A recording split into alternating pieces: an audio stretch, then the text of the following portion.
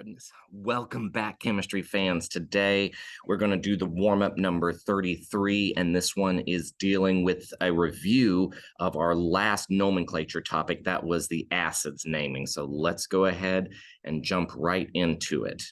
Okay, so on this one, we've got three different ways in which we can name acids. All three of those are present on these options here for your choices. So what we have to recognize when it comes to these acids is that you are either going to have a binary, which is what we have on this second one, and it doesn't mean two element, or it doesn't mean two atoms, it means two elements. So it's got the hydrogen, which must always be present for an acid, and then some other element.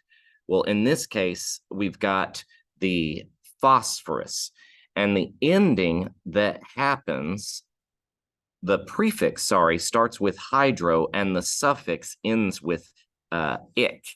And so what we would end in the middle is what this element is, and it's phosphorus, but we got to cut off a little bit of it. So it becomes phosphoric.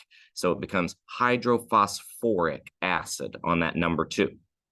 Now, number 1 and number 3, neither of them have that prefix hydro, so that tells you that they are both polyatomic ions.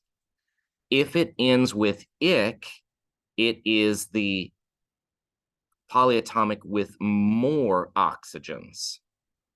If it ends with ous, it is the polyatomic with fewer oxygens. So by those